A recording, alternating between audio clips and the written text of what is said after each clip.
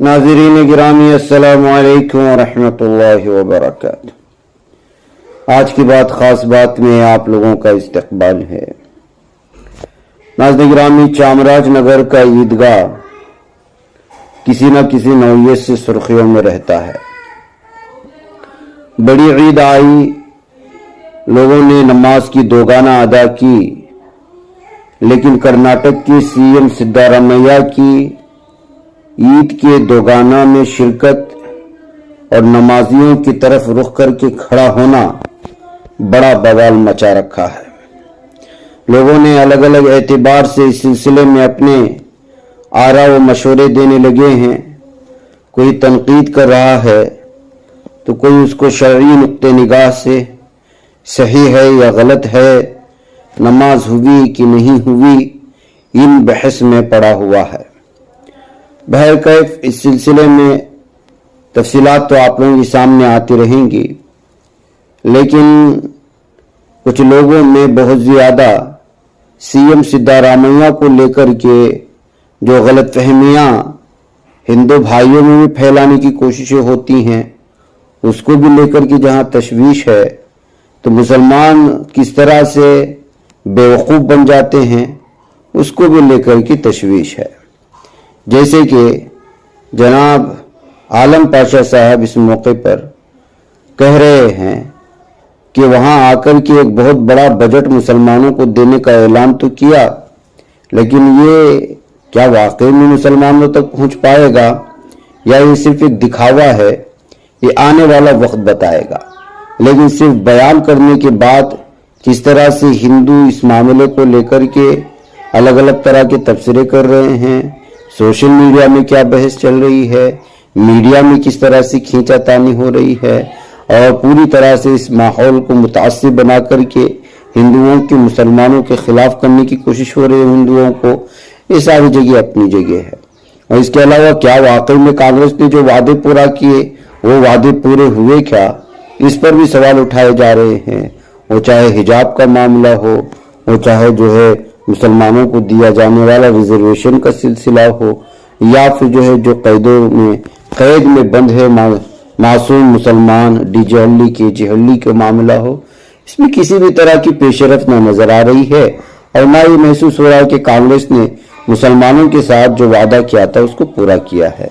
लेकिन इसके बावजूद जो है जिस तरह की सूरत हाल बन रही है वो वाकई में काबिल तशवीश है। किस तरह मुसलमान इस तरह बेवकूफ़ बन जाता है, इस पर जनाब आलम पाशा साहब ने सवाल उठाए हैं, एतराज़ात किए हैं।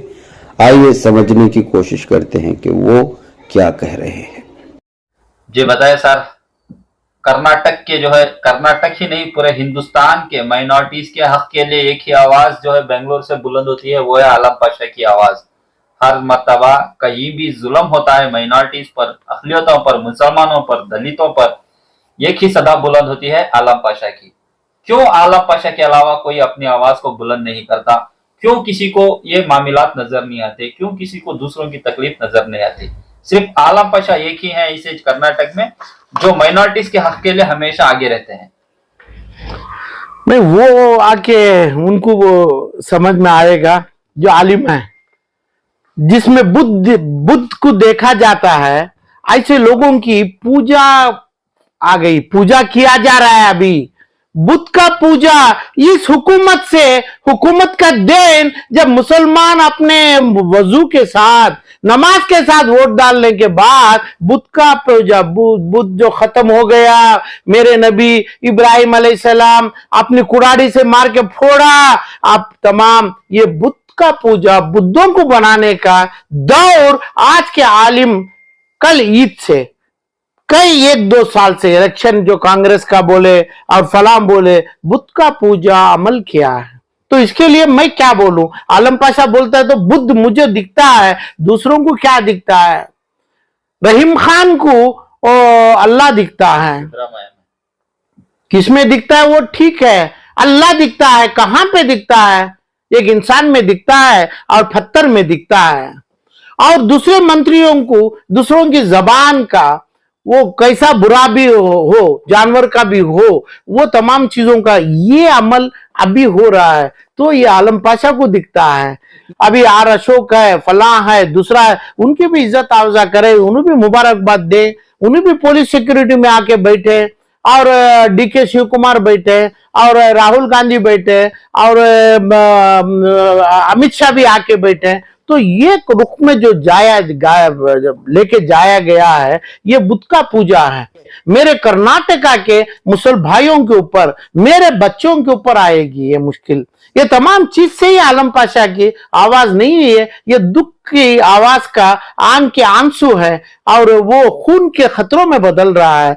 तो मसला जो हिजाब का मसले से भी मेरी आवाज उठी थी, तो हिजाब का मसला 2003 में से जनाब जितने रहीम खान साहब हो, कनीज फातिमा हो, जमीर अहमद साहब हो, कहां पे ये चीज जस्ट सुप्रीम कोर्ट से ये पन्ना वापस नहीं लिया गया, यानी जितना अपनी चीज का।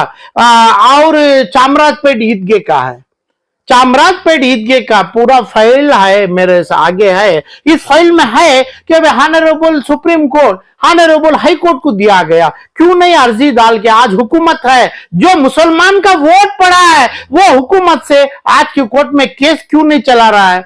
वक्फ बोर्ड चाहिए कर्नाटक का, और जमीर अहमद चाहिए, और सिद्धरामैया, डीके शिव कुमार का अपना तनवीर सेठ और फलां क्यों नहीं चला रहा है, क्यों ये तमाम चीजों को फाइल छुपा के रखा है। यानी पहले मसला ही नहीं था, चामराजपेट का मसला कितने हजार सालों से चलते आ रहा है, नहीं था, मसला बनाया। कौन मसला बनाया? और जो मसला बना के अब ये जिस जगह पे बुद्ध का राज बनाए हैं, बुद्ध का पूजा शुरू किया है, इस जगह पे वो मसले को हल किया क्या? जो अपना चामराजपेट का रेस्पेक्टेड हाई कोर्ट्स में पड़ा है, क्यों नहीं किया? 2023, 24, अब 25, 26, इसका मतलब क्या? फिर दोबारा इलेक्शन में, तो इलेक्शन का मतलब तो मुसलमान को बोलना है कि भाई उन्होंने बगैर तबलीग के पूरे क्या हिंदू कन्वर्शन हो रहे हैं क्या? कांग्रेस के लिए कन्वर्शन हो रहे हैं क्या? जब वो होता है इलेक्शन, उस टाइम पे चामराजपेट का मसला उठा के रखेंगे, हिजाब का मसला उठा के रखेंगे, यानी कौशल आर्टर का ये तमाम चीजों को, सिर्फ पिटीशन जो पेंडिंग पड़ा है सुपर अपेक्स कोर्टों में, इसको निकालना है, एडवोकेट जनरल को बोल के उसको सिर्फ निकालना है, सरकार में इंप्लीमेंट करना क्यों नहीं किया? क्यों बुद्ध का पूजा किया जा रहा है? अभी मेरे भाई लोग किए और इतना काम हुआ है, और 10,000 करोड़ का कोई चैनलों में देख रहा हूं मैं, चीफ मिनिस्टर ऑफ कर्नाटक का गिफ्ट दिया बकरीद में 10,000 करोड़ रुपया, हर चैनल में चल रहा है। कहां से चला? सरकार से, यानी सिद्धरामैया जी की हुकूमत से, जमीर अहमद के हाथ से, और फलां 10,000 करोड़ रुपए कहां से मिला? हर चैनल में यही दिखा रहे हैं कि भाई ईद की नमाज के बाद चीफ मिनिस्टर गए थे, 10,000 करोड़ का ऐलान गिफ्ट दिया मुसलमानों को। कोई चैनल कर्नाटक का टीवी फलां में बताया जा रहा है। तो क्या मसला बना रहे हैं? चामराजपेट का मसला नहीं था, हिजाब का मसला नहीं था, अभी जब आ गया तब एकदम ऑनरेबल सुप्रीम कोर्ट भी ईद मुबारक देगी मुसलमानों को, ये पिटीशन वापस लेंगे। तो हाई कोर्ट का मसले के ऊपर सुप्रीम कोर्ट में डाला है, हमें वहां से लाके वापस क्यों नहीं कर रहा है यहां पे? अरे क्या कर रहा है? क्या अभी ऐसे ही बातों में ये डाला जाता है, यूएपी अमल होता है, टेररिस्ट एक्ट बनता है, जितनी हद तक मुसलमानों के ऊपर जुल्म चलाया जा रहा है, यही जुल्म में जमता है। जब कोर्टों में पिटीशन डालेंगे, जेल के कैदियों, किसी का मर्डर नहीं किया, किसी का खून का पैसा नहीं हुआ, किसी का माल नहीं खाया, ऐसा तो वो नहीं है। कोई लोग अफ्रीका के जंगल में भी रहो, ऐसे लोगों को भी छोड़ा जाता है। सिर्फ नबी का नाम लिए, नबी के नाम से कोई आदमी बंदा बोलने वाला नहीं है।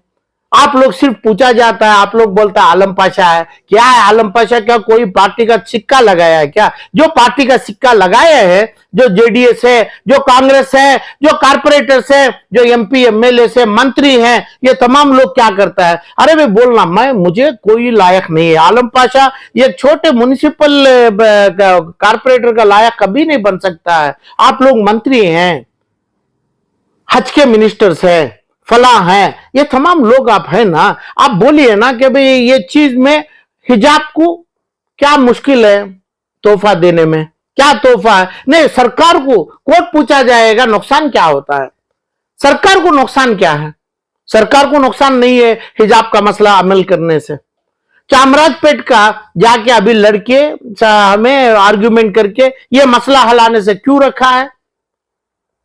2022 में शाफी सादी और जमीर अहमद गए थे, अब 2024 ये जुलाई में आ रहा है, जून जुलाई में, तो 2.5 साल से क्यों एक दिन भी हियरिंग को नहीं लाया गया?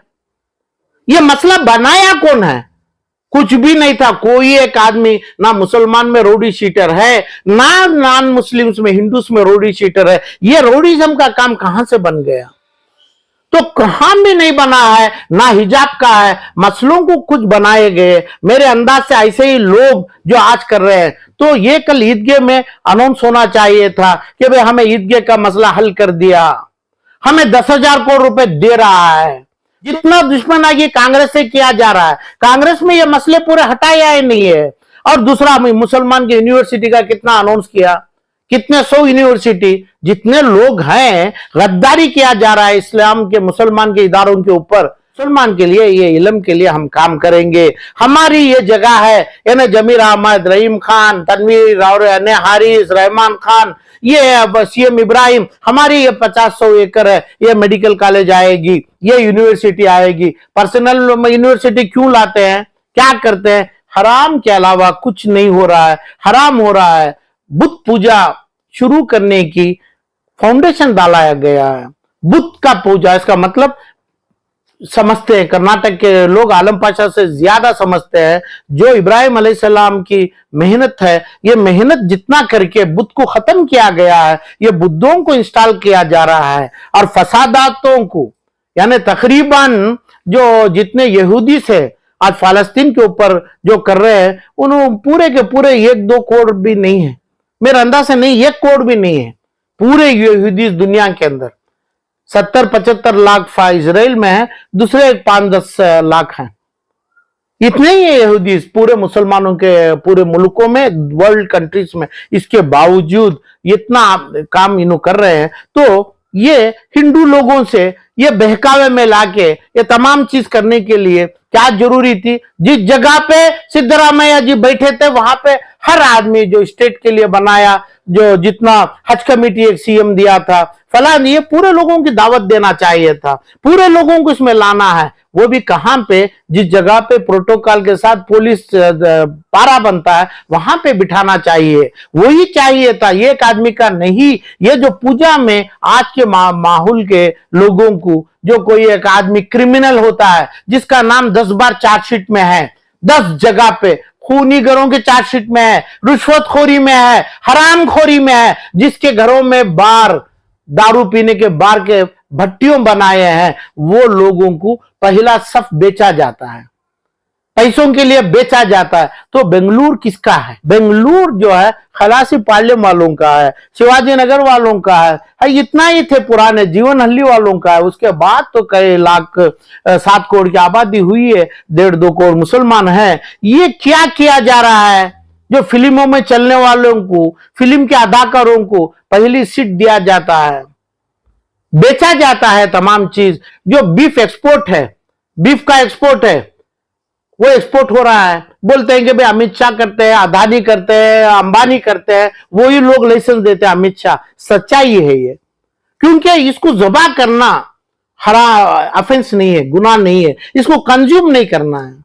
किसको होगा ज़बा करना? तो बूढ़ी गाय को और भैंसा को और मेल गाय को। यह हो रहा है, यूपी के अंदर हो रहा है, हैदराबाद में हो रहा है, तो बेंगलुरु में क्यों नहीं हो सकता है? कानून जो पुलिस पकड़ा उसके लिए क्या बोला? शिवाजी नगर में, चामराजपेट में, शांति नगर में, मैसूर में और कहां कहां पे वहां जो मुसलमान जीता है, रहीम खान हज भवन में जम के हज का, मैं वहां पे क्यों नहीं बोला कि भाई आप हम ज़बा नहीं करेगा, कोई घर पे जाके अरेस्ट नहीं करेगा, सीज नहीं करेगा। सीज करने की प्रॉपर्टी पर्सनल प्रॉपर्टी है, जो घर घुसेगा वो पर्सनल, किसी का माँ का घर है, कोई बच्चों का घर है, वहां पे पुलिस जा नहीं सकता है बिना इजाजत, बिना कोर्ट के नोटिस और बिना तमाम केस रजिस्टर्ड के पहले। जो रमजान बकरीद में जितने अरेस्ट हुए हैं, हराम, इलीगल हुआ है। यह हराम के कामों की बुनियाद कर्नाटक के मुसलमान एमएलए आगे बनाए हैं, इसलिए किए हैं कि भाई यहाँ पे बुद्ध पूजा शुरू किया है। बुद्धों का पूजा, इब्राहिम अलैहिस्सलाम की तलवार जो है ये तलवार को उल्टी मारा है, उनकी जो तलवार को अभी तलवार तोड़ा है, जो अपनी कुड़ाड़ी में मारा था ये इसको तोड़ा है, इसको उल्टा किया है, तो नहीं बुद्ध बना रहे हैं, बुद्ध परस्ती में लगे हैं। तो इसलिए तमाम चीज होके मुसलमानों को ईद की खुशी और नहीं इनको नाराज किया है, मुसलमानों की बद्दुआ के शिकार बने हैं, इनके नुकसान के कारण बने हैं। एक तो रिश्वत देना पड़ रहा है और पुलिस को डरना पड़ रहा है। आज जितना लोग अपना अरेस्ट हुआ है, जितना लोग आज चार्जशीट में पढ़ के भी नेशनल माइनॉरिटी कमीशन के चेयरमैन बने हैं, चार्जशीट है ना, एफआईआर पड़ा है अल्ताफ के ऊपर और वो चेयरमैन है, वो क्या अभी जेल को जाएगा क्या, जेल में डालेंगे क्या? और कितना काम किएगा वो बरी होने के लिए? जब काम ये है बरी होगा तो भाई अल्लाह के सामने गुनेगार है, गुनेगारों को तुम लाता है ऐसे टाइम पे, क्योंकि कोर्ट को सनद मांगता है, तुम सनद को साफ कर देगा, सनद को जला देगा, सनद को गारत कर देगा। बुद्ध परस्ती अमल किया गया है, ये चीज के लिए आलम पाशा पूरी तरफ से खिलाफ करेगा। बुद्ध परस्ती लाया गया है।